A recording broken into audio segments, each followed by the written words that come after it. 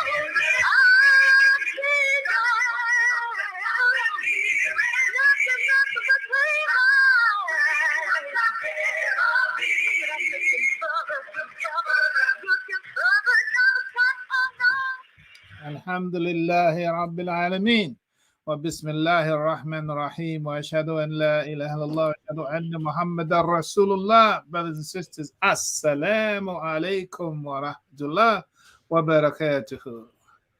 How we doing? Alhamdulillah Rabbil Alameen. Alaikum assalam wa rahmatullah. I'm not hearing you. Mute.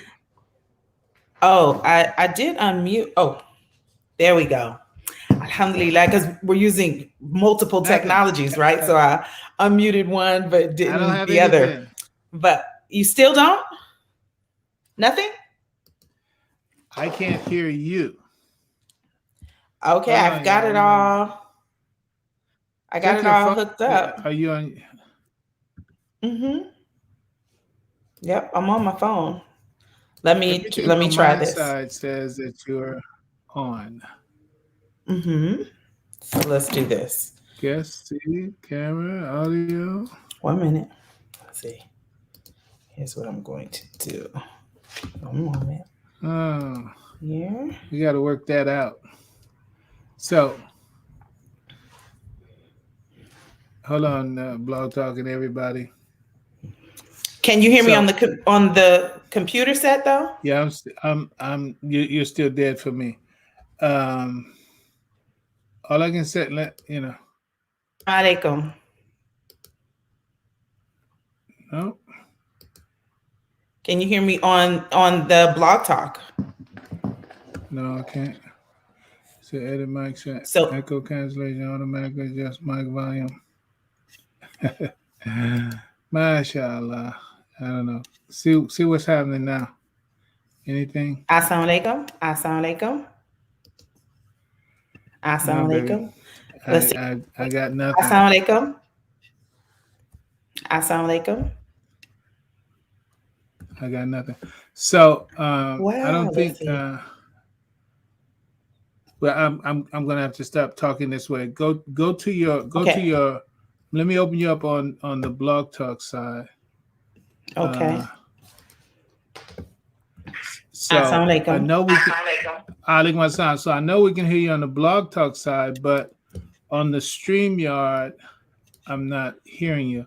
Anybody who happens to be I'm gonna walk. Let me go out and come back in, and you go ahead and kick it off. Okay. All right. I'll just wait for you to return.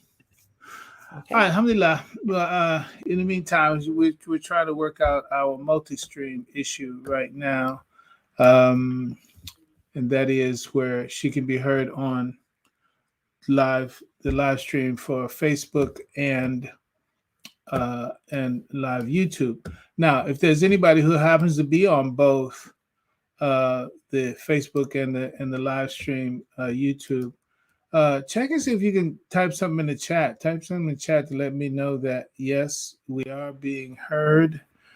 or push one on your phone if you're on both of those. Either way. And also, if you're there and you can't type anything in the chat, then we need to know that too. This is all news to us. Assalamu alaikum.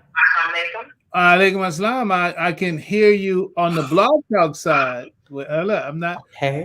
I'm not satisfied that you can. So echo cancellation. What's going on with that? Yeah. I don't know why I did that. Assalamu alaikum. It should do it there.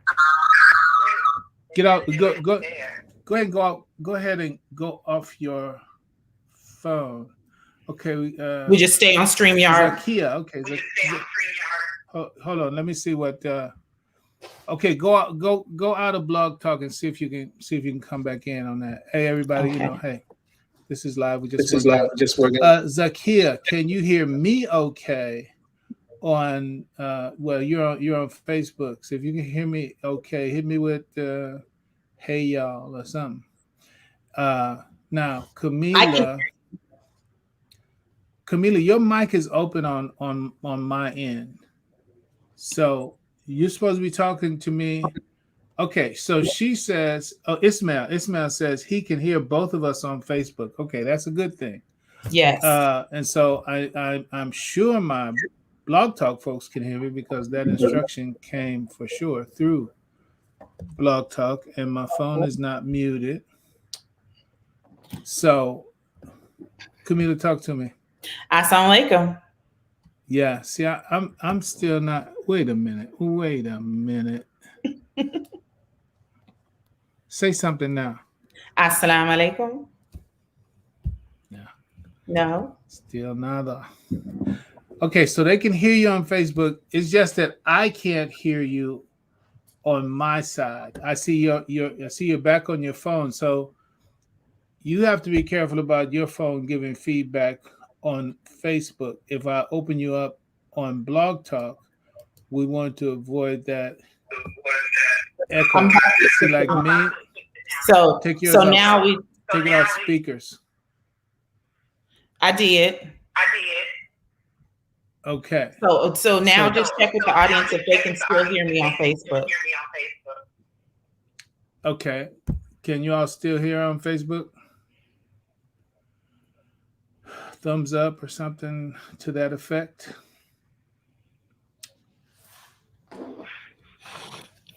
It's got some serious delays. Yeah, it's okay. It's good. We're on the last time. It's all right. We're gonna get it right. What's supposed to happen is gonna come on through. We're gonna be good. Yeah. But hopefully our listeners will go ahead and give us a cue to know. Okay, but you're Facebook, hearing me in your phone, though, right? Okay, everybody on Blog Talk is here. Okay, she's Zakia said there's feedback. Ismail says, yeah, we can hear both. Okay. So there's no feedback on my side because I would have heard it in my earbud.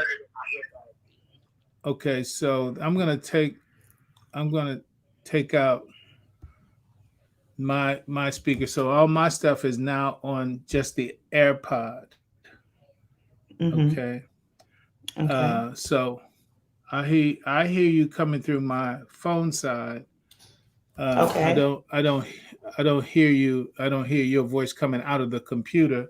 But you know what? We're gonna have to go on because I can't hear you. Facebook can hear you. I've killed off. Yeah, they say they can hear us.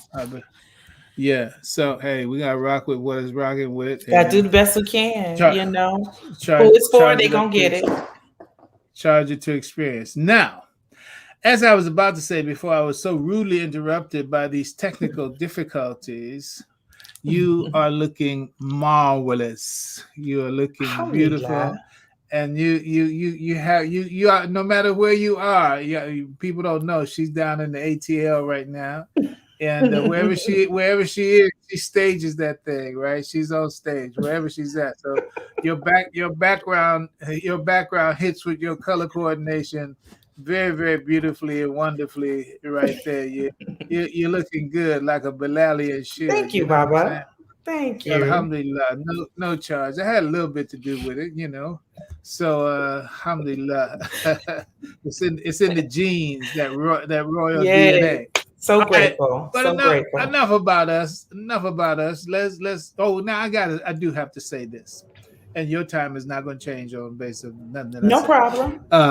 So there's a dua that I made for years. Me habitually, I made it for years. I still make it periodically, but not at the level of that I used to from the Qur'an. ربنا هب لنا من ازواجنا وذرياتنا قرة اعين واجعلنا للمتقين اماما. Oh Allah, give us هب لنا من ازواج, give us mates and offspring that will be beautiful in our eyes, and give us the grace to be examples for righteous people, right? So then when your face comes on the screen, and the joy that I get from looking in your face, I think about all that goes with that. That dua has been, and I do know that dua was answered for me, mashallah, alhamdulillah rabbil alameen, many, many, many years ago. But I'm always reminded of that when I see how beautiful and wonderful you are in your self-care. I'm grateful. So I'm grateful. Gotta back up, gotta get out. I'm gonna turn it over. It's on you. Assalamu alaikum warahmatullahi wabarakatuh. Alaikum assalam warahmatullah. Okay. أعوذ بالله من الشيطان الرجيم. بسم الله الرحمن الرحيم. This moment is just for me to kind of like share in what we had discussed and what we heard from the earlier recordings. Let me open properly. أعوذ بالله من الشيطان الرجيم. بسم الله الرحمن الرحيم. أشهد أن لا إله إلا الله وأشهد أن محمدا عبده ورسوله. Assalamu alaikum wa rahmatullahi wa barakatuh. To all who are listening, all who are watching, and those who will revisit this recording later and didn't get a chance to catch it live, we welcome you into the space. We welcome your exchange and your energy. Just in you being present makes this opportunity and this moment richer, right?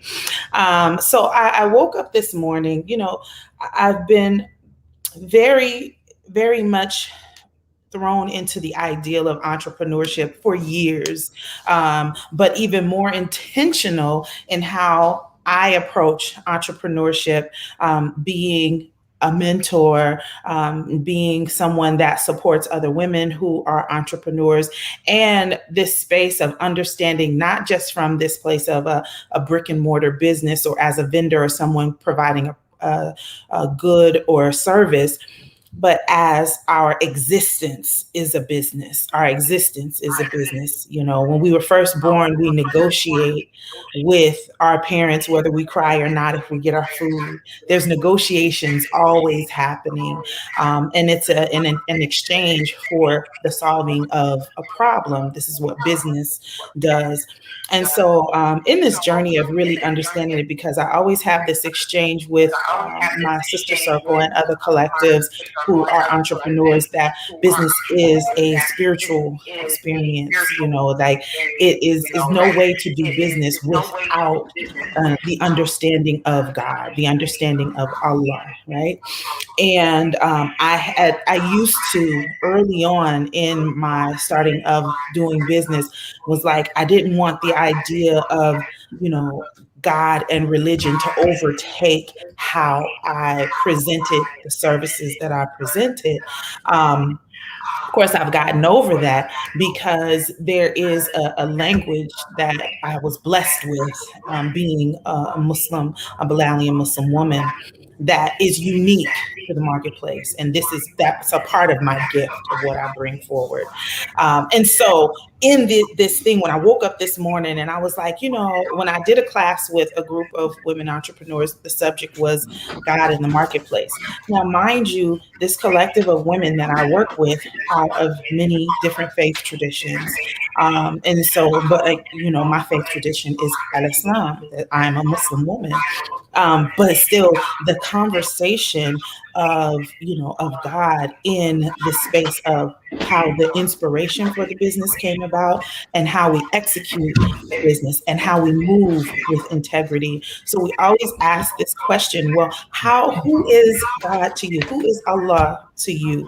And when we say who is Allah to you, then we all know the lingo of how that follows along with how we interact and how we move. It's going to form how we do our business. It's going to form how we recognize successes or areas that need to be stronger.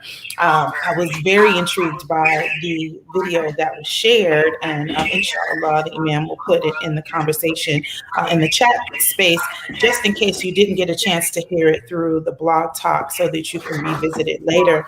But this idea of fearlessly, this fearless sense of worship, this fearless sense of prayer, right? We have a tendency that just like business, or even when we say the business of what I would call marketplace ministries, right, is that we want to make clear that we solve a problem. Your faith tradition solves a problem in your life, right? This is business. And this is what comes with the really breaking down this idea of how we look at business, that business is only a means to, generate money, right? The money part is easy. The money part is easy. The money part is the easiest part of the business. And the reason why the money part is the easiest part of the business is because that's not what allows this business to thrive. This exchange of this energy of building wealth is because you have to find your people that you're talking to. When you say your target market, who is your target market? And so let me use this pandemic as an example. I mean, we're just in it right now. There was a period of time where everybody was selling masks. Everybody, so the ding ding ding went off where people were like, oh, masks is the way to make money, right? And so in this movement of the mask being the way to make money, everybody all of a sudden was making masks. You could have been a baker, and then all of a sudden you were selling masks, whether with your logo or with cookies on it, the design. All of a sudden everyone is making masks, but this is off brand for you. Like, you're not in the business of mask making. Now you're just trying to collect the money. Now that this market has started to kind of level out, they spent a year of business time and insight and an opportunity to shift, that they now have to backtrack, and they're a year behind other businesses who saw this opportunity as a different way to engage with their audience or with a new market of individuals who can benefit from what it is that they bring forward. This is where the faith challenge comes to play. This is where the faith of this inspired thought that was brought to you, this was not your idea, this was an idea that was given to you by Allah, and you have to then nurture it. And in you nurturing this idea, it will continue to grow and feed you. This gift, this is what I want to say, because I'm looking at my notes, because it's so very easy to, start off with an idea and then I could go over to this. So let me go back to fearless in prayer.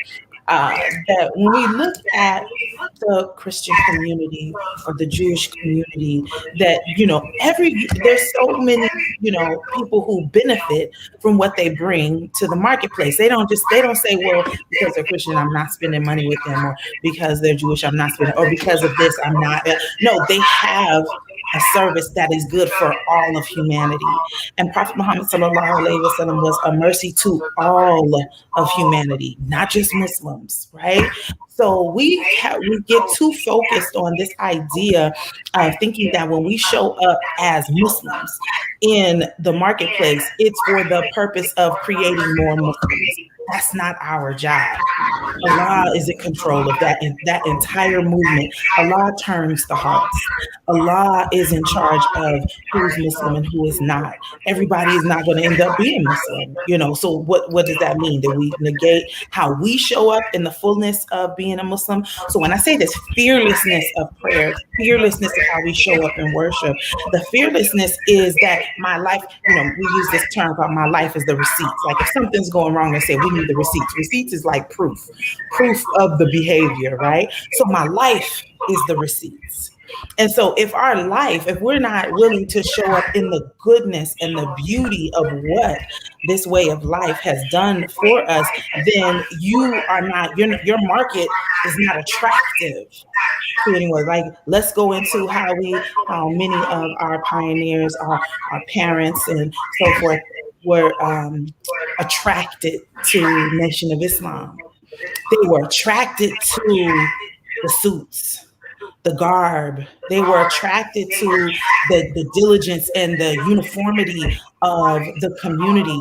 They were attracted to these brothers who was out there and they were selling the papers. The women were out there smiling, shiny, just angelic on the streets. And it was attractive to where it's like, okay, I want to know what's happening at that marketplace. I'm buying.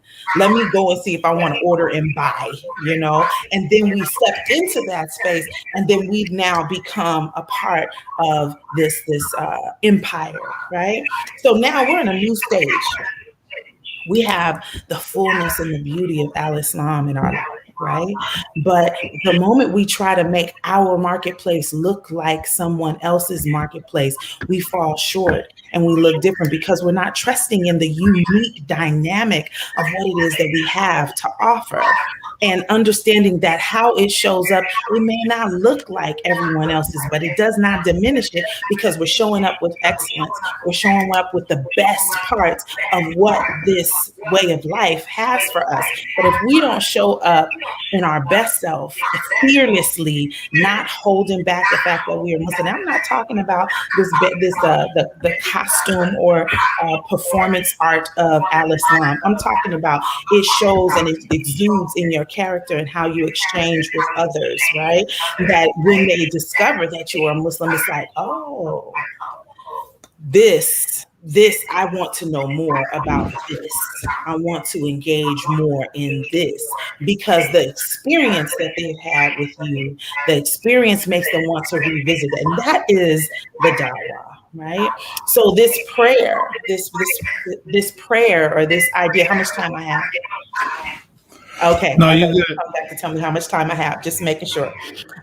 This prayer and how we move and engage with the marketplace has to do with us trusting the uniqueness in which Allah has, created us with.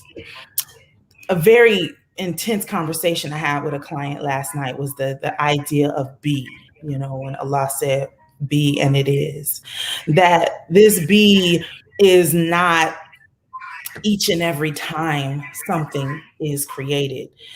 Be and all the things that was it all came down with this. It's not, Allah is not operating on this construction site type of activity. Within the be, all of the things. So it down to where a single solitary raindrop falls on the ground, like it was all written and done.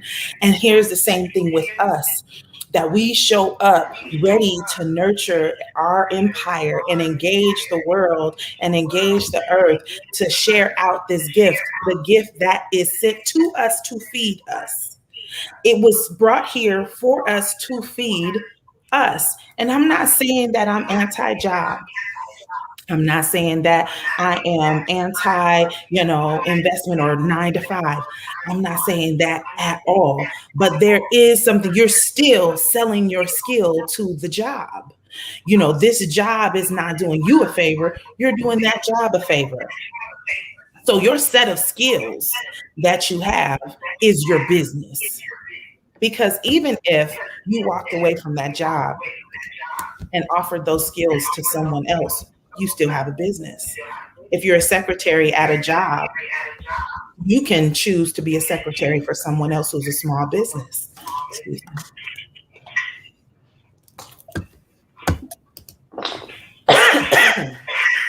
So you have a skill set that you have to offer. And in that skill set, that is your gift that Allah has given you. And that gift is here to feed you. That gift is here to feed you so that you can experience this world that we are so much a part of. But you have to be clear of your worth. Clear of your worth. And this is where the tug of war happens, because the society continuously tells us what we're worthy of and not worthy of. And we sell ourselves short for years and years and years and years. And then when we wake up to it, we feel like it's too late to do it. It's never too late. Start at 45, start at 50, start at 60. It's never too late, because we are people who forget, right? So if you remember it at that time, that means it was time for you to get it. It was time for you to understand it and begin that journey. So I'm gonna pause there, because I think I'm looking at the clock. I think I'm at my time. If I am, Imam Sure, please come in and let me know.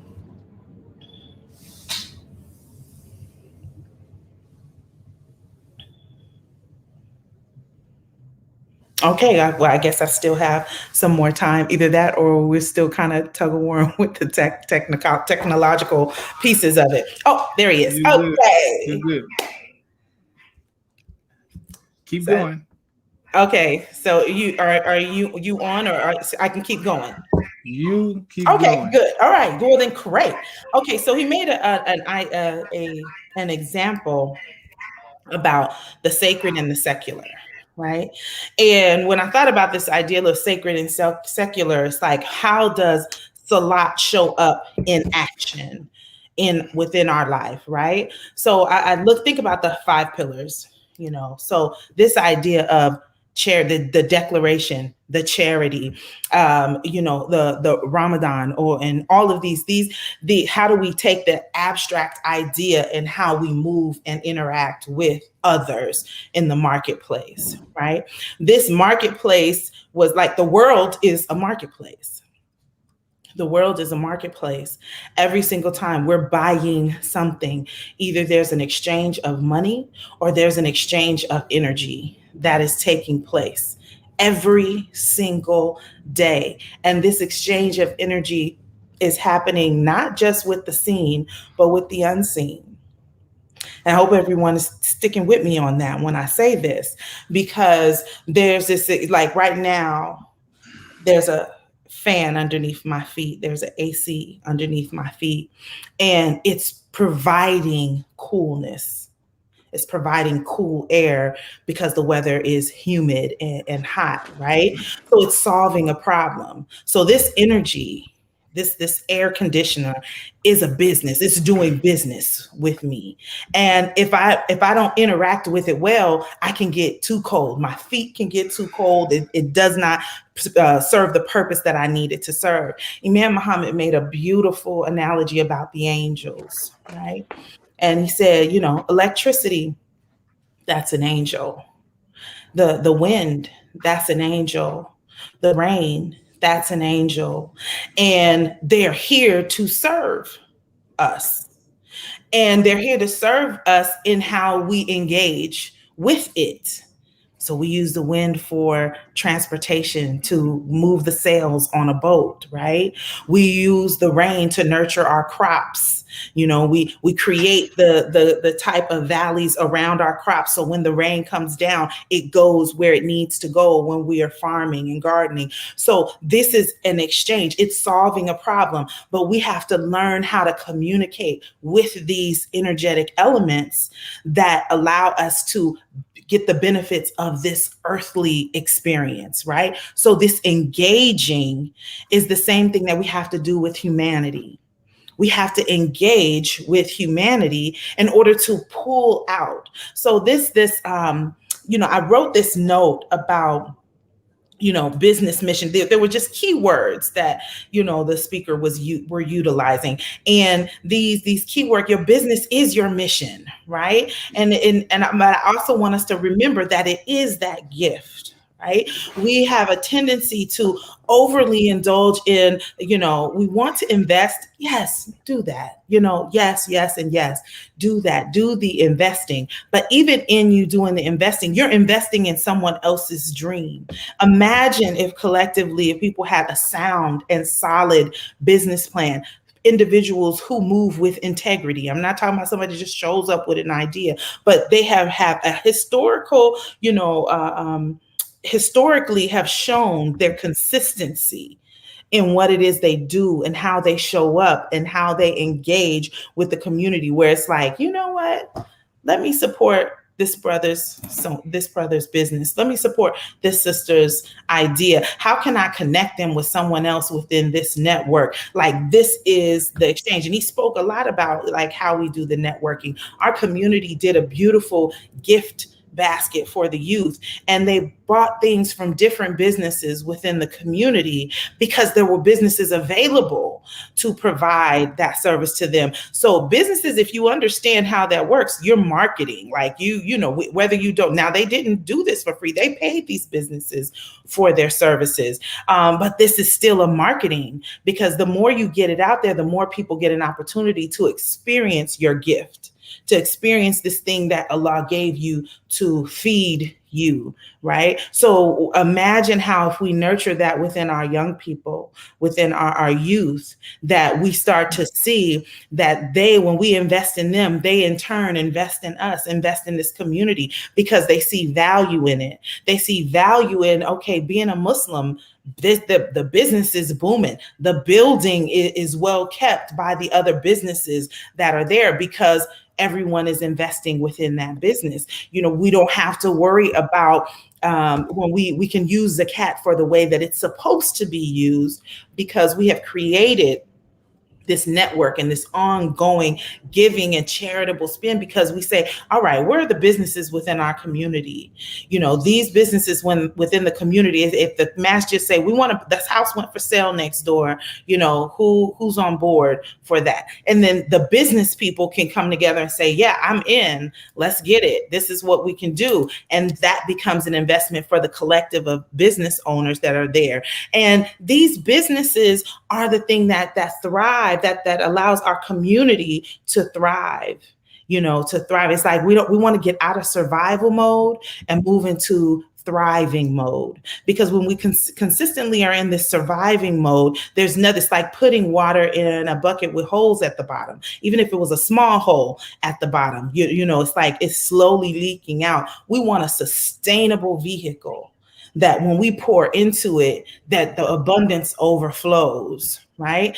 But this can only happen when we as a community understand and fearlessly pray in a way that says, look, we need this abundance that comes in and through this community, and not always look for the shortcut. Making space for abundance requires you pushing the limits of what it is that you have.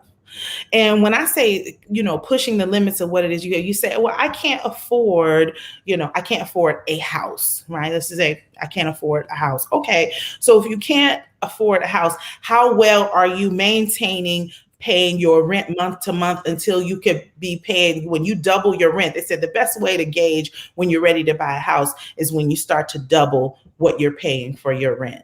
So let's test that out. If my rent is $1,500, I want to get to a point where I have an additional $1,500 per month, and I can consistently do that for a year. That makes me know that I'm prepared to purchase a house. I'm not just purchasing a house because I qualify for a loan. I'm purchasing the house because now I'm making space for it. That means I'm either decreasing my expenses or decreasing my debt, and now I'm putting the money aside to show that I'm able to do that. And Allah consistently gives us more.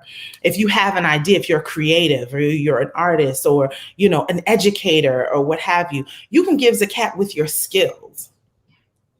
And you treat, when you give your skill, that you give it in the best way as if you are being paid. It doesn't mean you have to do it because and I'm saying if you choose to do this, you're choosing to do this, you still show up as if you are getting paid, because who is the best accountant? Allah is the best accountant. So if your intention is, all right, you know what? I am good at gardening. My business is gardening. So you know what? I'm going to go to the masjid or to the elderly individuals in the community, and I'm going to cut their lawn once a month. You don't think that's not going to expand your business? He gave an excellent example of that in a video where he was chaplaining to the individuals in the apartment building, and they told him to fire 10 people. And he said, no, we're not going to do that. We're going to decrease this, expand that. And then within him doing that, Allah blessed him with someone that said, you know what? We need your skill set here.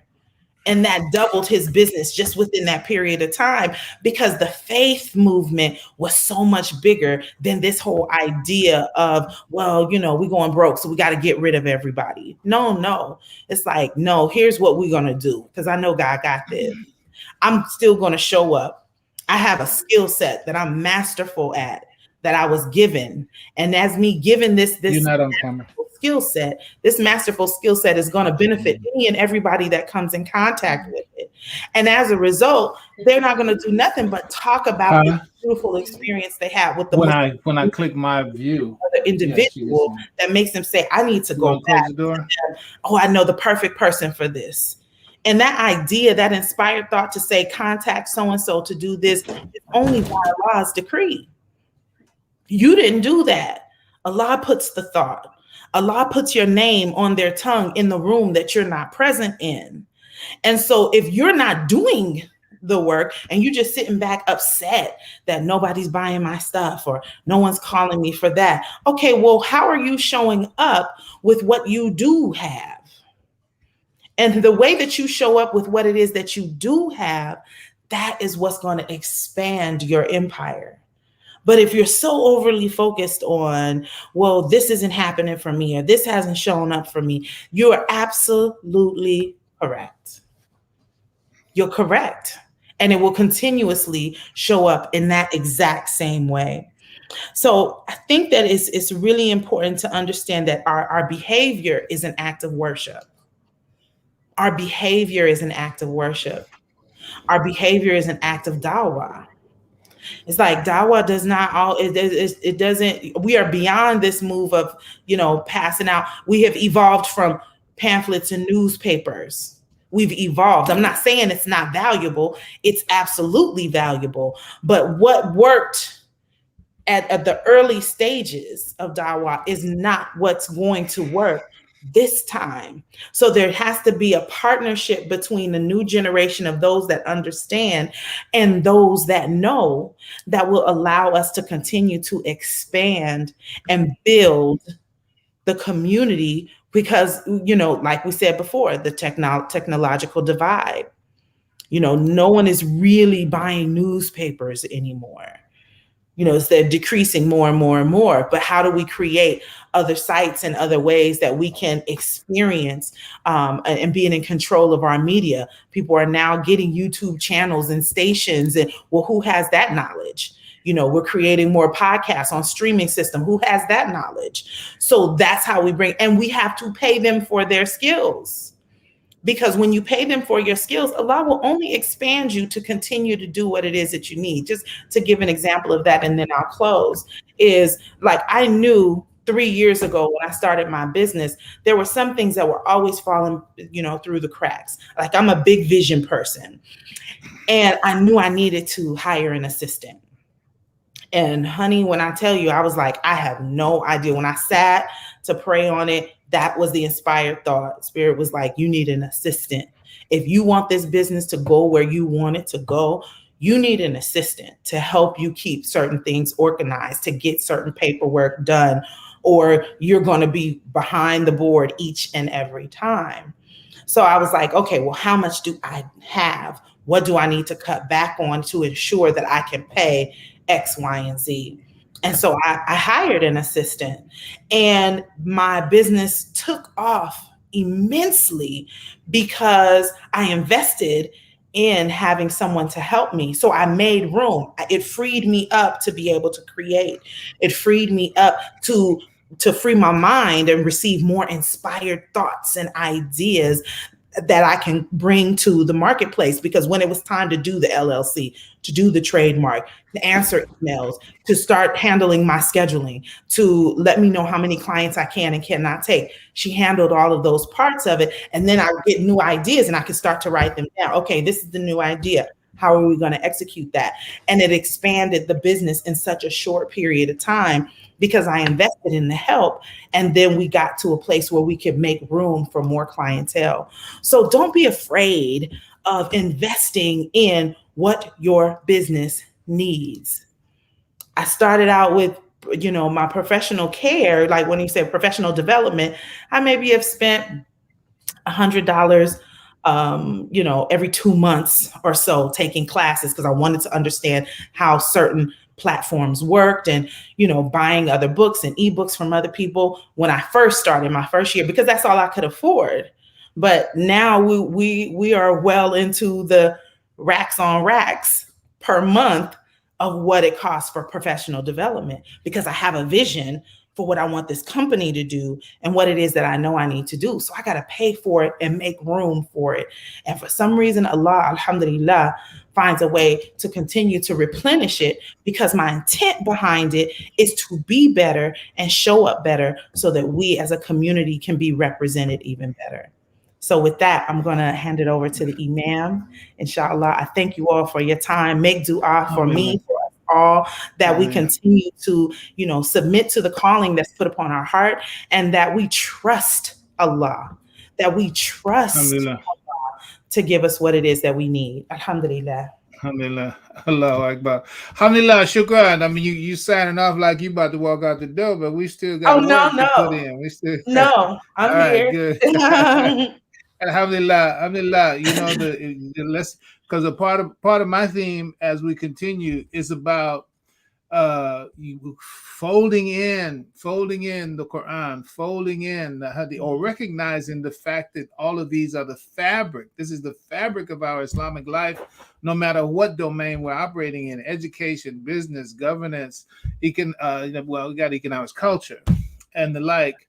We have to see that. See that the kind of work that we talked about, 19 keys last week. We're not mad, we're not throwing shade. We appreciate, the goodness that he did. We played his piece. We introduced him to people who connected with us, of course, with a caveat, right? But the plus that has to be added to it, along with the good advice that comes that way, or comes by way of him, is like that piece that we're talking about: problem, intuition, idea, ideology, institution. See, these people, the one we interviewed, this guy, whoever, I'm sorry, I can't remember his name right now, that we played. The point is that they distilled their information down to a system. See, that's what has not been done well for us, and it's not everybody's job, it's not everybody's competency, but somebody's got to do it for the benefit of the group. Somebody's got to, but it's going to best be done by the one who's best qualified to do that. And that's why the call is to, hey, look, is this not your orientation? Is this not your tendency? Is this not your focus? Is this not your bliss, if you will? Well, then you need to do that. Do you know how to distill and order and create systematic ways of thinking about a thing? That's to do. So in terms of that, Islam, that is a shortage. At least, for example, when I went. Oh, let me stop before I carry on. Anybody online? We the chat is open. Anybody on Blog Talk, if you got feedback, input, comments, questions that you'd like to make before I move down the road to what I have, we're going to come back before it closes out with an opportunity for you to also have input. But since it's close to your memory and mind right now, perhaps if you have any questions or comments that you'd like to relate to my co-host on what she has presented, then now is a great time to do that. You're invited to, and also we can see the chat on from the YouTube and Facebook folks too. But this has a short shelf life, So if you want to take advantage of it, now is the time to do so. Blog Talk, push one on your phone, and those who are otherwise online, type in your comment question on the chat. Now I'm going to continue to talk for momentarily, and then if I see some input coming up, or I see somebody push one for the next 10 minutes or so, that option is still open. But as I was saying, it's like on the clear understanding side, we're working our way through. We don't know how long it's going to take. Working our way through the PIIIC, and when we see success stories like those that we share on these interviews, and you see the coherence and the cohesion of the ideas and the principles put to work, and providing social proof that, look, this way, my way of looking at things vis-a-vis business has proven 6-figure success, 7-figure success, blah, blah, blah. And one of the foundational principles of the way I operate is XYZ, XYZ. It's those kinds of successes that we actually share on our broadcast. And it's those kind of successes that are shareable, that are worth sharing. However, it's just so abundantly clear that everything that they have done with a sliver of knowledge, great in a world of people who don't know. Like they say, a one-eyed man among the blind is king in that sense. And again, I'm not throwing no shade. I'm saying, Muslims, we have the best of every way of knowing and being in the world. I mean, that is a fact. So let me get off that editorial box right now and just mention a couple of things that make this point. I've said it before, but I have to say it again. For example, I was looking for, I got to say this too. I'm working on the intuition side of the Clear Understanding presentation, continuing the Frilly portion, chapter 2, and it's all about intuition. It's all about intuition, right? And so I go to Google, I type in intuition, quote, famous quotes about intuition, right? And so I come up, who's there? I'm mad.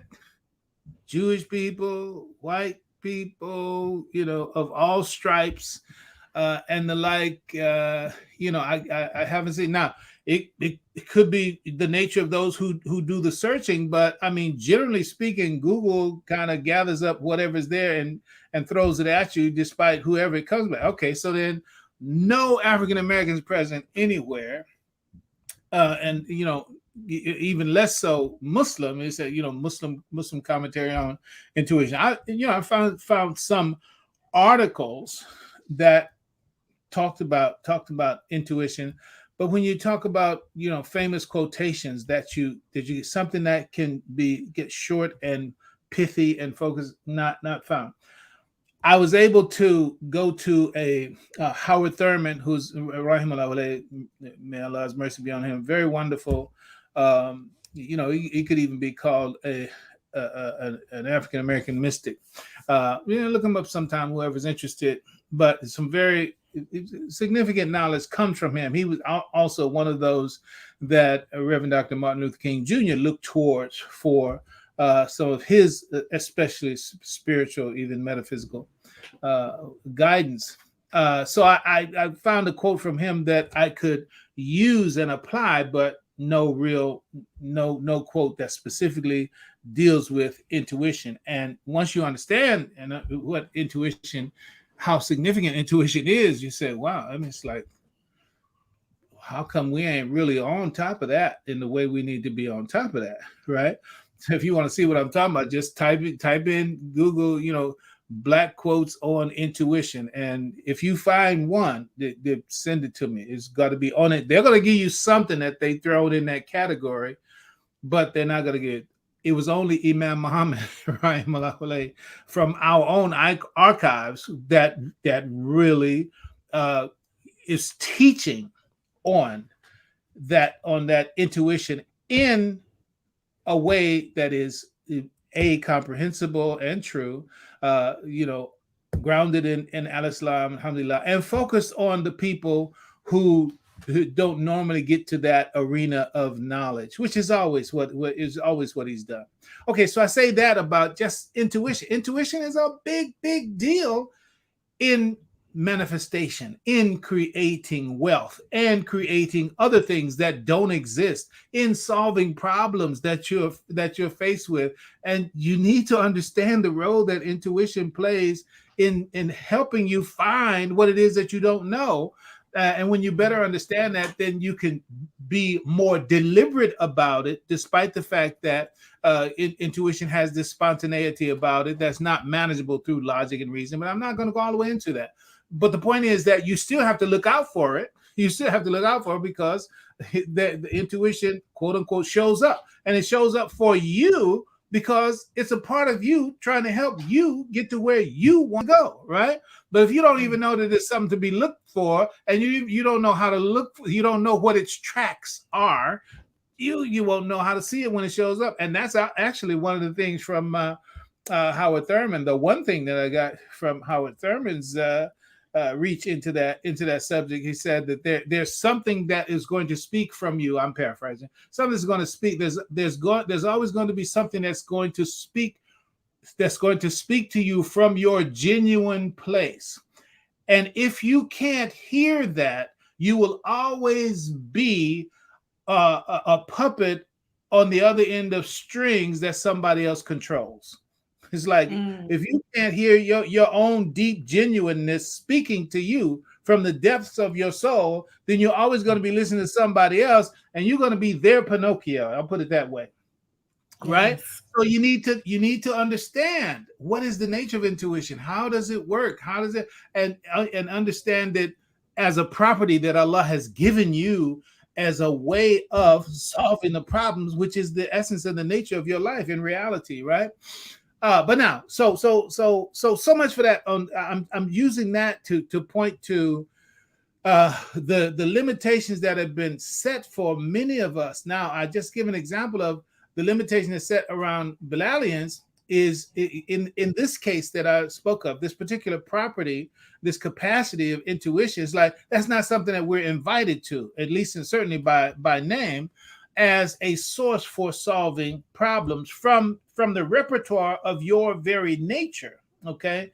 And that is a property of yours that God has endowed you with. It is a part of your khulq.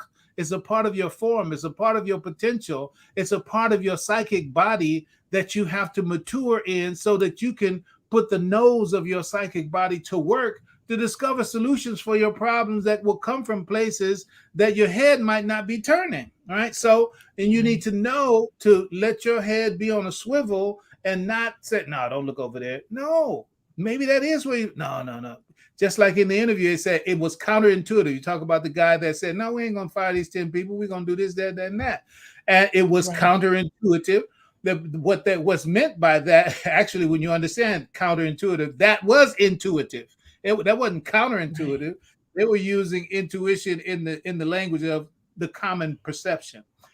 For some people, when it's used that way, it's counterintuitive. It means that the common people would react this way or that way. Well, that's not intuitive. That's behavioral. That's habitual. That's not intuitive. The counterintuitive was the intuitive, meaning that, I think it would be better if we do that. But it doesn't fit logic. It doesn't fit reason. It doesn't fit experience. It doesn't fit where we think things ought to lead to next. No, well, that's what intuition does. Intuition tells you, you don't have to go over there, go over here, right? Mm-hmm. And then you have to have, when you recognize that as a real repertoire, a real important part of your human makeup that Allah endowed you with to be a source of guidance for you when your knowledge runs out, then you say, well, hey, look, there's a little birdie. Let's see what it looks, tweet. Let's see where it goes, right? And then it lands on a branch and you look at the bottom of the tree and the doggone treasure is right there, right? So that's the idea in terms of that. But now the next thing is about finance, about business. That's a thing for Muslims, because when I looked at, because I think that you had mentioned, Camila, that you're saying what Allah in the marketplace, was that the intuition that you kind of woke up with, Allah in the marketplace. So I just literally went, and typed in, the Google. And hey, look, y'all better not be mad at Google. You wasting your time, man. Look, Google is in charge of the network of information for the globe. You could be, oh Right. man, Google, man, forget. Okay. So Okay. I ain't got nothing else to say about that. So Right. they're on the top of the mountain. They are the alphas of artificial intelligence and metadata, and they are doing these driverless cars and all the rest of the stuff that's going on. Google Mhm. is that I don't know. They may turn out to be the Avengers supervillain or something. I don't know. But right now, they got the information. Okay, so you Right. type in that. And so I just Allah in the marketplace, right? I just did it. Type Allah in the marketplace, and when you type it in there and you look there at the very limited range of focus that is given to Islam and economics in that sense, Right. and that's what I have to speak to right now, because there's a box that people, and I'm saying, just like I talked about the angels. I talked about the angels in my one of my last. That must have been Sunday. We talked about the angels, like good people, sincere people, but whose knowledge is not complete in a matter. Okay, it's like Moses. Moses following the wise man, and he said, "I want to go with you to learn some of what Allah has taught you." He said, "Well, no, you can't have patience with me." He said, "Oh, yes, yes, I can." He said, "Well, how can you have patience with that about which your understanding is not yet complete?" So it's like, so they're good people, sincere people, uh, in most of the cases, but their knowledge is incomplete. So therefore, the subject matter that comes up in that kind of search is Islamic finance, or is Wall Street halal? Is stock investment? It's like, okay, that's fine. The larger questions all around Islamic finance and riba and all of that, and Right. most of the take that you get will tell you stay away from the marketplace. Not only that, it's like Mhm. Allah loves the mosque. That this is hadith that you hear people say. Allah loves the mosque and hates the marketplace, right? And so it's like that's not an encouragement to get what that energy. Money is the energy of civilization. Money is the Right. blood of the social body, right? You Mm. go somewhere there's no blood, you got death, right? But if somebody is telling you to stay away from the marketplace, stay away from the stock market, stay away from it, don't even talk about cryptocurrency for some. It's like, Right. what is that? So let's point out a couple of things that people may not be aware of. The first thing, let me go ahead and speak to the problem of mind, the thinking that puts a box and creates a mindset that limits the person in their moves into the marketplace. No, I better stay in the masjid. I better stay on the prayer rug. I better keep my vicar beads. I better, Right. mashallah. But the point is, in the meantime, what's going to happen with your children? What's going to happen with your family? What's going to happen with their future? Where is your son, your daughter? Where are they going to find a job if they're looking for a job, right? Where are they going to have an income from? What are they going to? They're going to have to keep sticking their hand out to somebody else who did what you said was haram, what you thought was haram, and Yeah. now you're dependent on them. That's totally contrary to what Prophet Muhammad sallallahu alaihi wasallam said. He tells us that to leave your family in a wealthy position is better than leaving them to be calling out and depending on others, right? He said the upper hand is better than the lower hand. These are simple statements from the prophet, which if we extend them and expand them and apply them to our everyday, Prophet Muhammad sallallahu alaihi wasallam, he says, "Ad-dinu mu'ammala." The religion is transaction. See, those who give us the translations they set boundaries on how we see and therefore respond to what the Prophet has said. Ad-Din Mu'amala, our way of life is transactions. Our way of life Yes. is transactions. And so what is transact? That's business language. That's business language. When people say religion is behavior, that's true. But let's use language that orients our thinking to benefiting ourselves, our family, our community. You can do more for a community as a wealthy person than as a poor person looking for sadaqah. Come on, you know that's the case. So Abdul Hamid Abu Suleiman is one that I often point back to in his publication toward an Islamic theory of international relations. This was actually his PhD thesis, but was published as a book in the end. Toward an Islamic theory of international relations. So he covered the history of Islamic whatever, war, politics, economics, etc., science and history, etc. And this quote, I pulled this quote out from that many years ago, but here it is. He said, their education. He's talking about the shortcoming of the political and the theological leadership of the Muslim world before the Muslims fell off of their golden era. He's tracing history.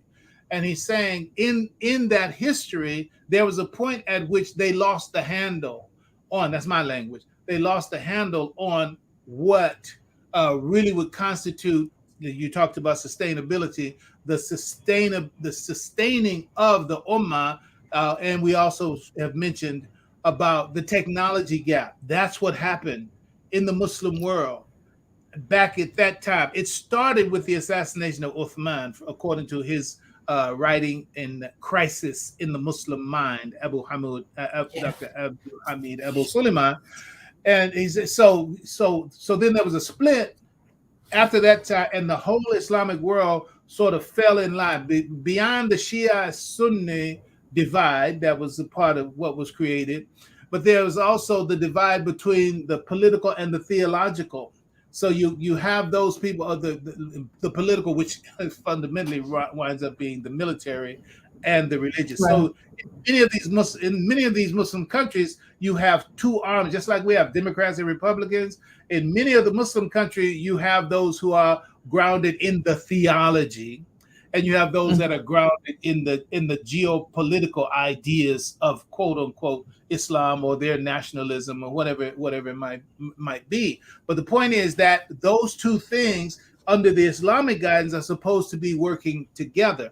Nevertheless, the point is that that separation, which disconnected the communications between the two and those elements in every generally speaking, political body in the global Islamic community fails to have this cooperation and this synergy between those two halves. So they're split. And of course, that's the way that they are controlled by forces outside of those Islamic nations. So all that's geopolitical.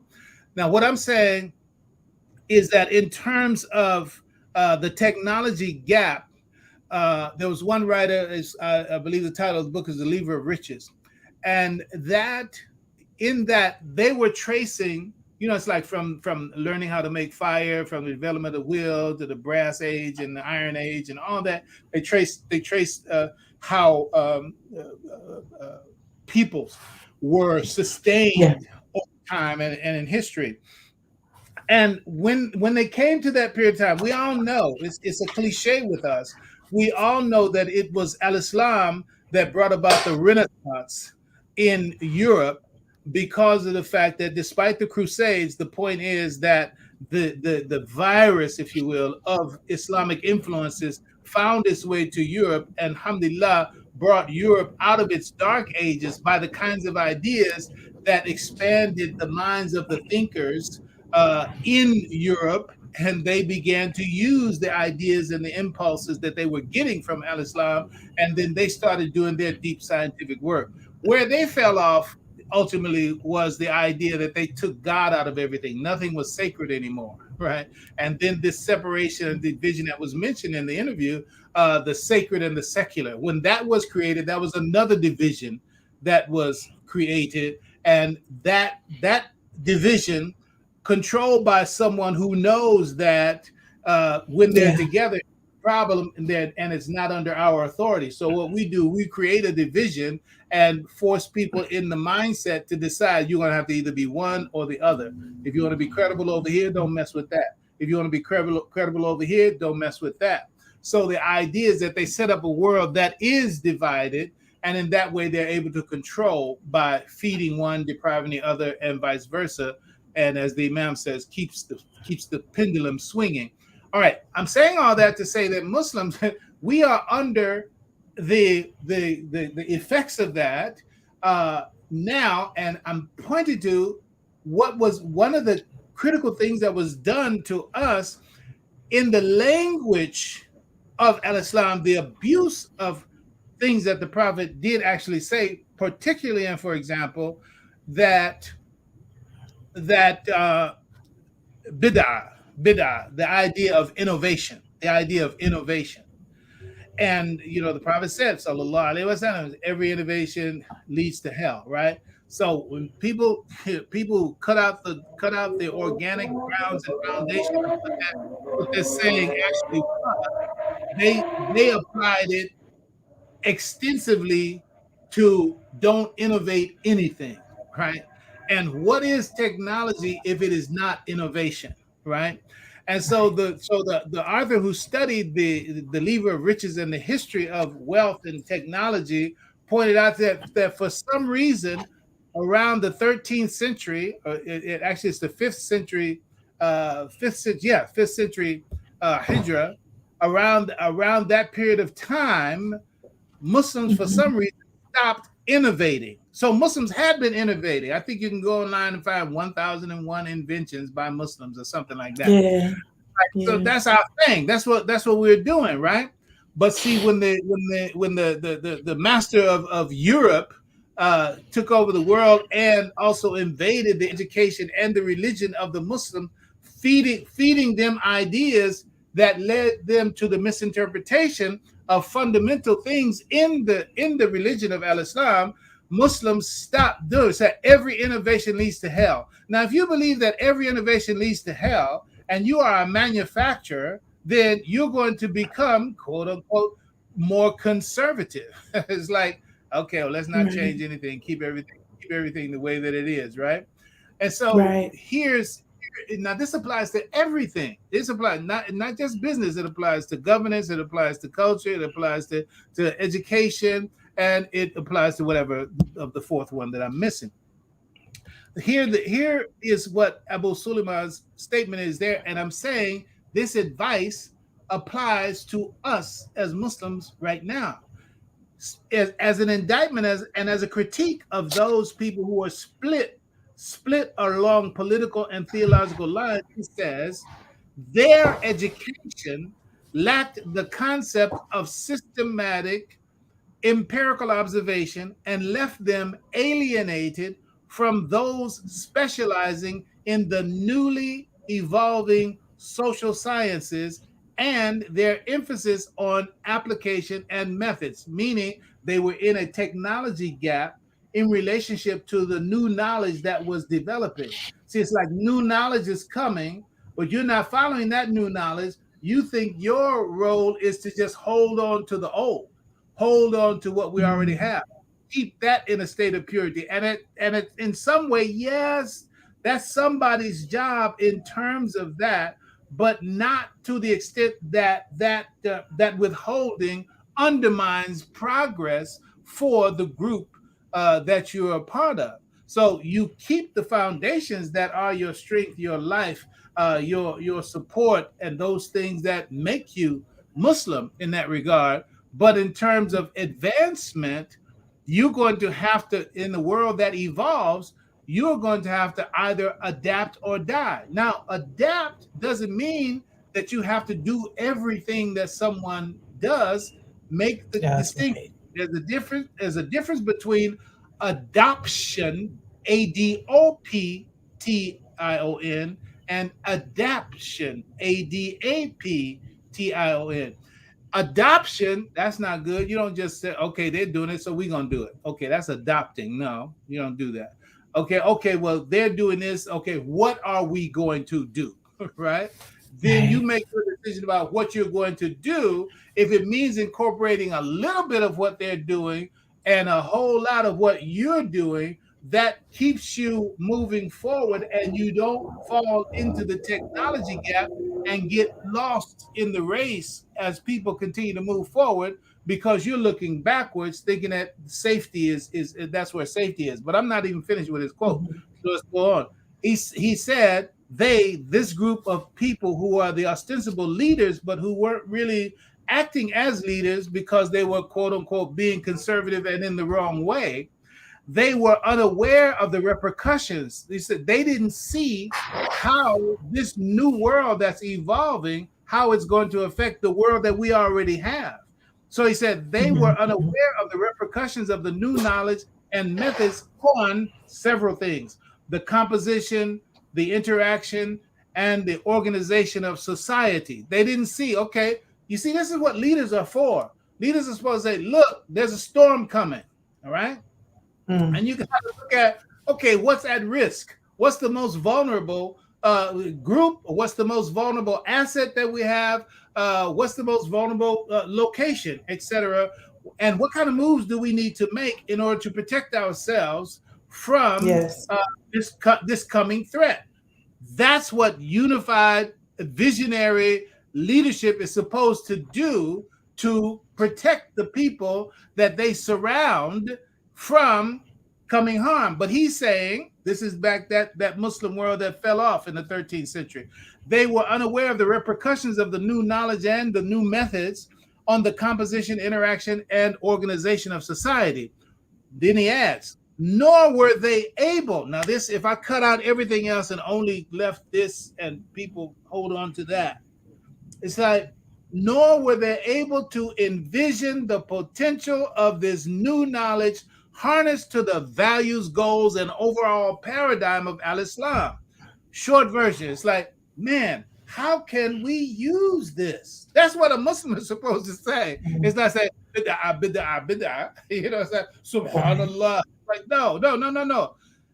Wait, Instagram, subhanallah. Facebook, subhanallah. YouTube, subhanallah. Google, subhanallah. It's the Illuminati, it's whatever, right? Stay in your houses. Technology is going to eat you alive.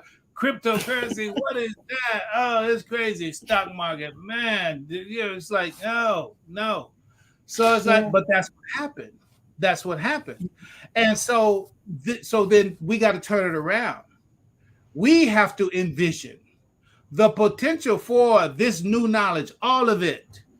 And we need to harness it to our values, our goals, and our overall paradigm of al-Islam. That means go to the Qur'an, go to the Hadith, go to the Sirah, and look at the current conditions in the world in any of those quarters. Look at yourself in terms of what you can bring to the task, and see how you can connect your motivations to the technology and get to the destiny that you are created for, with the benefit of the new knowledge, the new technology. And that is what Prophet Muhammad, here's a hadith very clear, but you gotta take the blinders off. You got to get outside the box that's been set up for people who are meant to be kept as a menagerie, even among so-called Muslim leaders. You have to take those off and say and recognize that the Prophet said he said the bit of knowledge. He said knowledge is the lost property of the believer, and wherever they find it, they have more of a right to it. Right? I mean, is it not enough that the first words of the last revelation to a prophet who was a businessman from a clan and a legacy of business people, the Quraysh, right? That Allah says, "Iqra bismi rabbika alladhi khalaq," and then the same one says that's your property. That knowledge is your property. So one of the things is that one of the reasons that we're not wealthy in a literal sense is because we're not wealthy in a literate sense. It's like we don't know, we don't have the bit of knowledge that translates into wealth, and then they discourage us from getting into that technology. But that's the shaitan manipulating the fear Yeah. in people. So Yes. uh, we got a few. Go ahead. Let me take a breath and you. Yeah. No. I mean, it's so full and so complete. I think I always have to go back to us as Bilalians recognizing what you said, that it's the knowledge is our property, that Mhm, it's our birthright.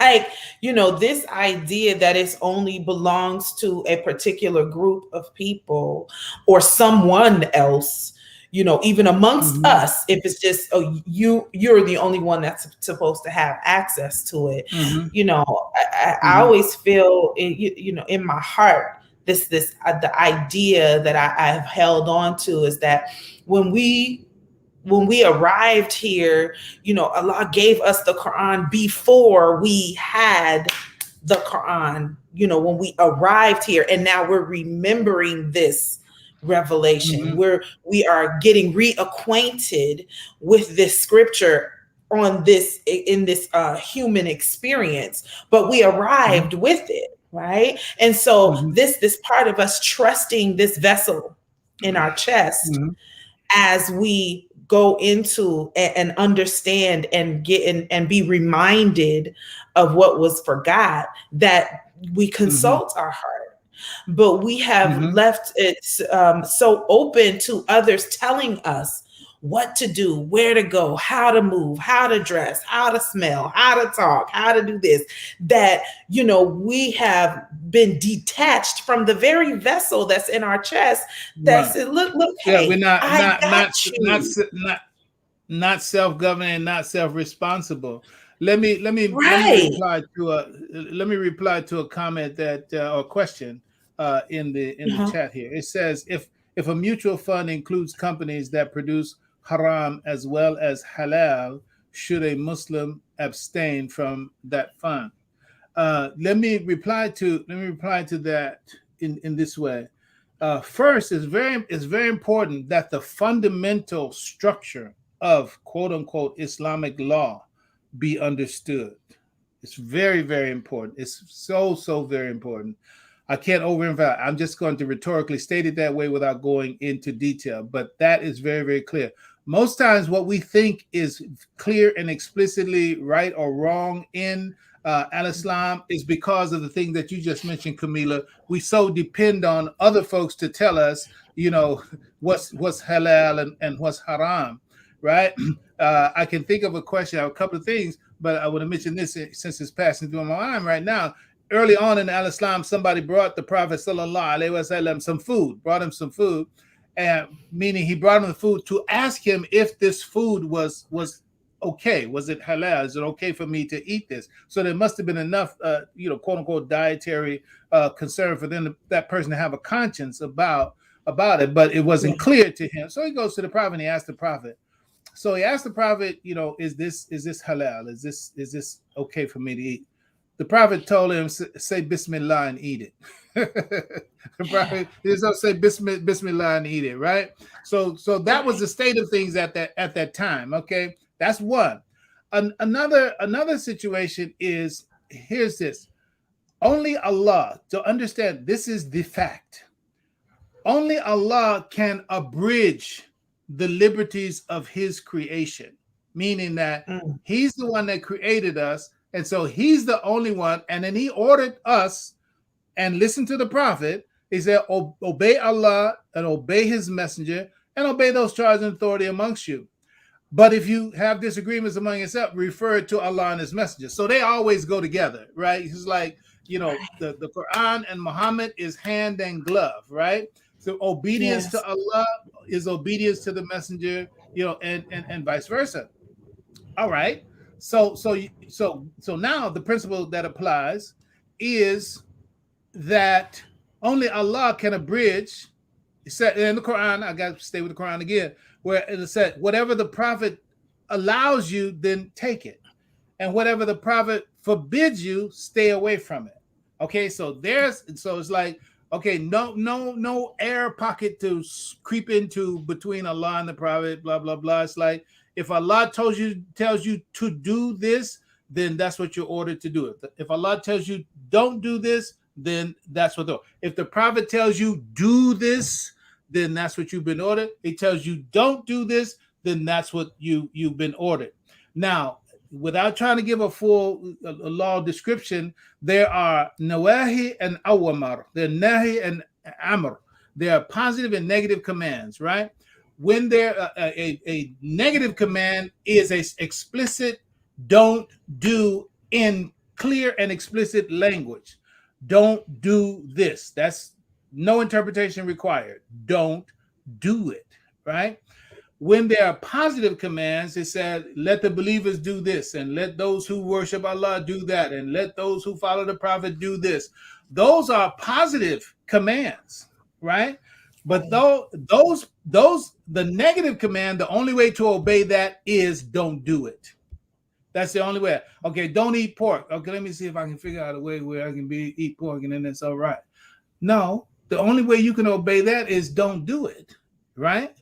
But if it says eat, if it says eat what has been made permissible for you, then that's not setting a boundary or settlement. Well, you have to eat this and you have to eat that. No, you have a broad range of choices there, right? Yes. If the Prophet, here's another example, because this is all necessary to understand halal haram, right?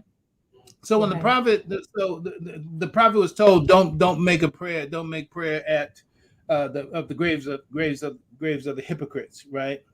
Allah had given him an order. Allah had given him an order with regard to hypocrites that Omar was kind of upset about in terms of doing it. And so Omar brought the Prophet a verse from the Qur'an to say that, did not Allah tell you that you shouldn't do this? Even if you ask forgiveness 70 times, I will not forgive them, right?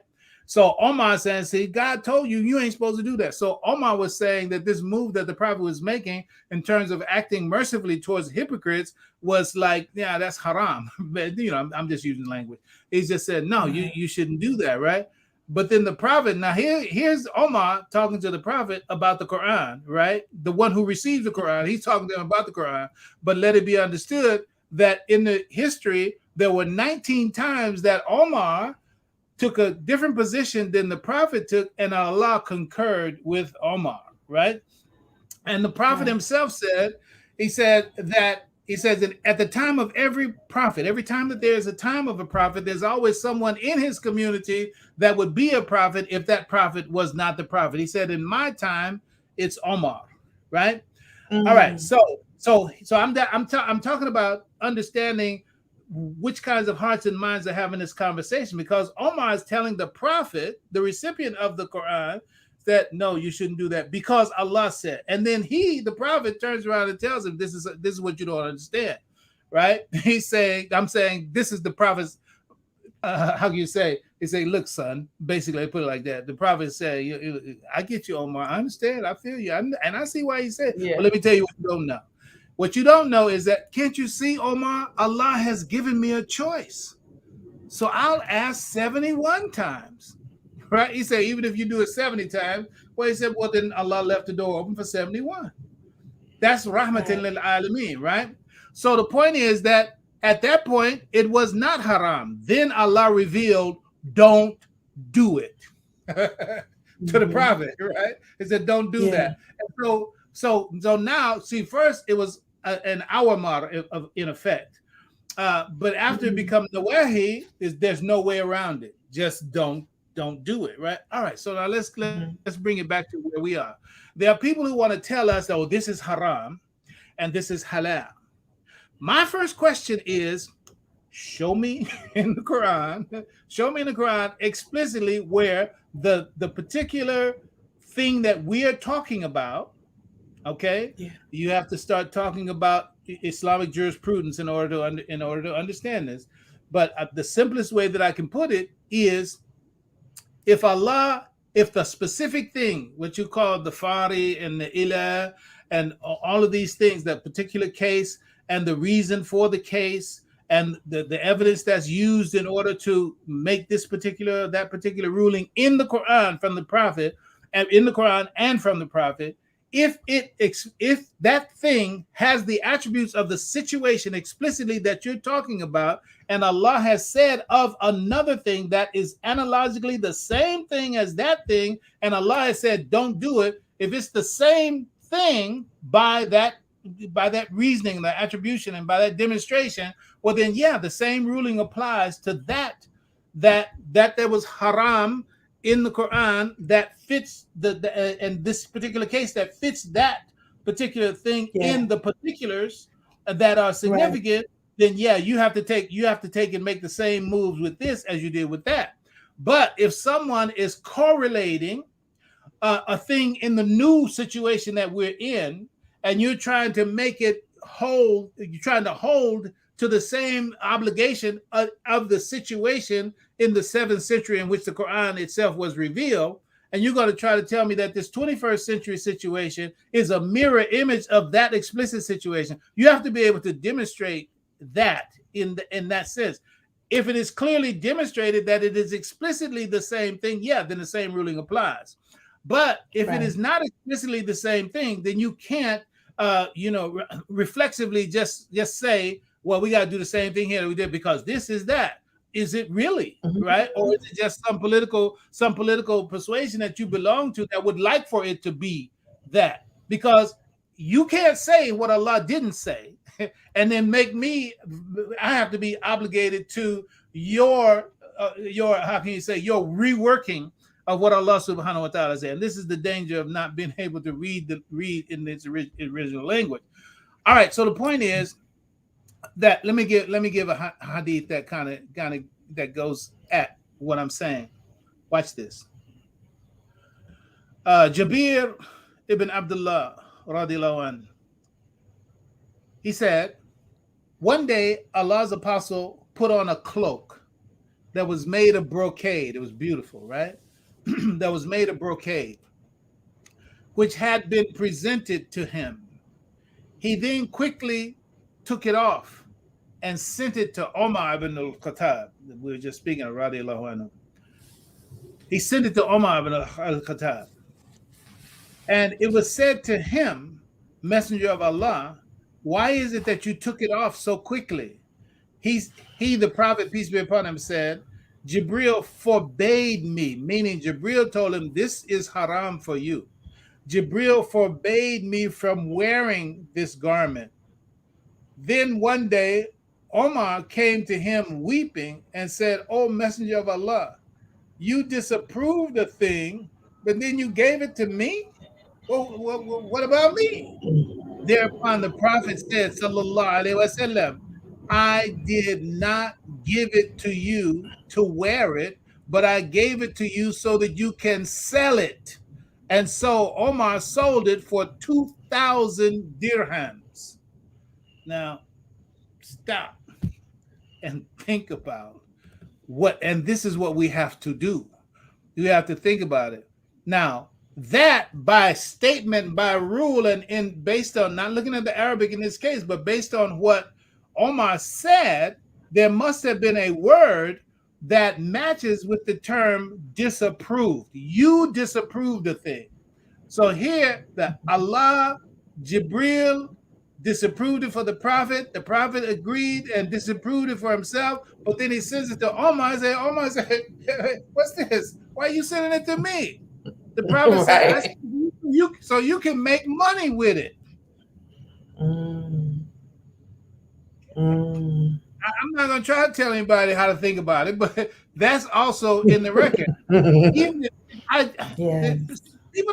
People don't understand what halal and haram is. First, the whole ideas of halal and haram, the way that they are in this world at this time right now, they are categories that have been created by a scholastic class. Get that straight. Categories created by a scholastic. I don't care if it was the 8th century, 9th century, 10th century, and as it was in so many instances 1,000 years ago, nor is it an issue of how useful they might be. But no matter how useful they might be, they can constitute and innovation when they set up boundaries on liberties that Allah and the Prophet didn't set. If Allah and the Prophet didn't set the boundaries, then who is this building this fence around me right here? Where does fence come from? It's like, what about all that area over there? Right? I can't go over there no more, right? So the idea is that if in fact there is a demonstrated, going back to the specific question, if there's a mutual fund that has in it companies that produce haram as well as halal, and you know that, then if when we don't have these, if you know that is the case, that company X and this mutual fund includes haram this and halal that, and you can, if you're satisfied with those points, all right, then the point becomes that when a thing troubles the peace of your heart, give it up. Come on, that's it. I mean, that's the answer. I had asked Imam a question somehow. Listen, the society itself during the time of the Prophet, there was no formal treasury and formal banking system, and there was no kind of financial world existing in the 7th century, anything that approximates the financial world that we live in right now, right? Doesn't mean that all is halal, right? No, it doesn't mean that. But for example, when it comes to this abused term riba, it is abused. Okay, the religion is accepted in the broad world of Al-Islam that the rule is that necessity obviates obligation, meaning that you will not be charged, Islamically speaking, you will not be charged for that which you are either incapable of doing or that which is unavoidable, right? It's like I have to. It's a necessity, right? So that you're freed from that moral compunction, or free from that moral deduction or whatever demerit, if in fact there's no way around it. Now this riba, this abuse riba term, they say, oh, that's interest. So anything that has interest in it, you can't mess with that. Okay, who told you that? Somebody to tell you, somebody that's got another program for you, because there's a difference between usury and interest, right? And the right place for riba is understanding where does that fall into. You need to look into the term fadl. You need to look into the term fadl as a financial term. Look at that versus riba. The Imam explained riba very simply. He said riba is taking undue advantage of someone who is dependent upon you. That's riba.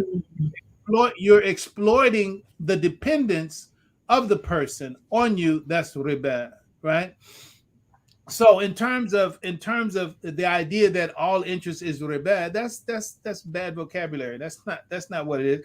And one more term, and then I'm gonna invite you back in, Maz. That I say it all the time. I say it again. I want people to carry it. I said for 4,000 years, whenever there was a famine, the people of Tasmania would suffer death from starvation when the famine comes. Now, Tasmania is a place that's surrounded by water. The way it's represented is surrounded by water, and they would suffer these famines periodically and for 4,000 years, because for that period of time they did not define fish as food. They did not define fish as food. So here you are surrounded by food and starving to death, right?